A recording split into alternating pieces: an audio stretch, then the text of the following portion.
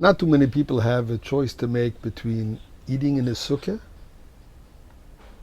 and having a guaranteed blissful world to come. Now, what's the story? So here is one of my favorite sukkah stories, with the risk of maybe you have heard it, but I think the message is worth hearing again. Stories told about Reb Levi Yitzchok of Berditchev, the holy Berditchever, found himself Erev Sukkot, the day before Sukkot. He and the entire community, lulav and esrog less. No one in the community was able to get a hold of a esrog. We're not talking about the beautiful, a kosher, simple esrog. None of them available, which means that the entire community is chas v'sholem going to be unable to perform the mitzvah of lulav and esrog.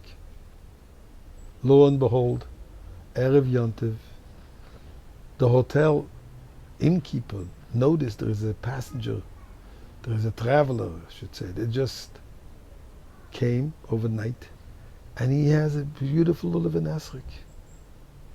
He runs to Reb Levi Yitzchok and says, Rebbe, there is a guest in my house, in my little inn, that has a lulav and esrog. Maybe call him, maybe you can get it from him. He's called to Reb Levi.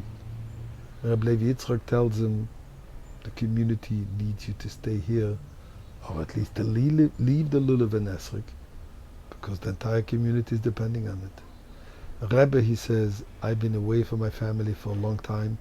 I'm finally going home for Yontiv. I have to be home with my family for Yontiv. There is no way I can do this to my family not to be with them for Yontiv. And I obviously need my lulav and esrog. I have no idea what's happening in the community if anybody else over there has a lulav and esrog. Rabbi Levi Yitzchok is offering him astronomical sum of money, and he refuses. Finally, Rabbi Levi Yitzchok says, look, I'm going to make you an offer which I don't think you'll be able to refuse. What is it, Rebbe? Please, don't offer me more money. It's not about... No, it's not money. I'm offering you my entire olam haba, my world to come. Whatever I have earned for the world to come is yours. The man is in total shock. Rebbe, how would you do this? I'll give you a note. I'm going to sign you a promissory note that my olam haba will be yours on the condition that either you leave your lulav and esrog here or you stay with the lulav and esrog over here for Yontiv. Now that's an offer that's difficult to refuse. A man is working his entire life to deserve the world to come, and he is getting it on the, I should say, on the lulav platter. Rebbe, I agree, but I want it in writing, signed, properly signed document with witnesses. No problem. They draw up a contract.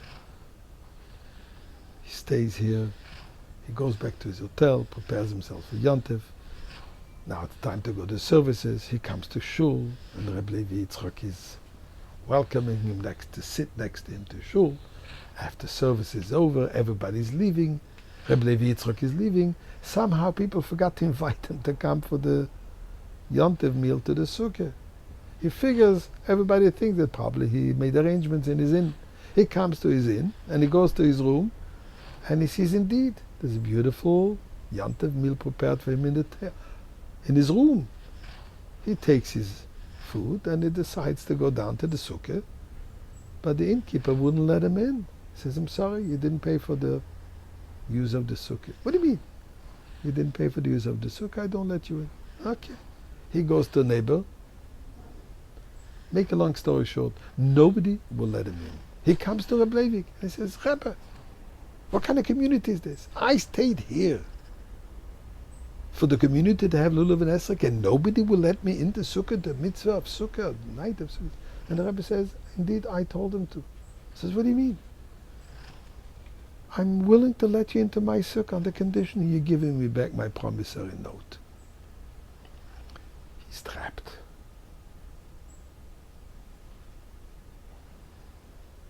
I can not eat in the sukkah anyway. I will have olam haba, world to come. But how can I not be in the sukkah? Torn back and forth, and then he turns around to Reb Levik. I'll bring you back your note. Keep it. I cannot not eat in the sukkah on Yantiv. But he was very distraught to whole Yantiv. He felt that he was had, so to say. But Yantiv, before departing, Reb Levi Yitzchak called him, and he said, by the way, here is your note. I'm giving it back to you. And the reason is as follows. You didn't earn it. You would not appreciate it. The world to come, if you didn't earn it, you won't appreciate it. That you were willing to give up the whole world to come to do the mitzvah, now you deserve it. So now this Olam Haba is not mine, it is your Olam Haba. Sukkot tells us it's our mitzvah. It's our world to come. And Rebbeinu Shel Olam, we deserve to spend the rest with Mashiach in the Beis HaMikdash.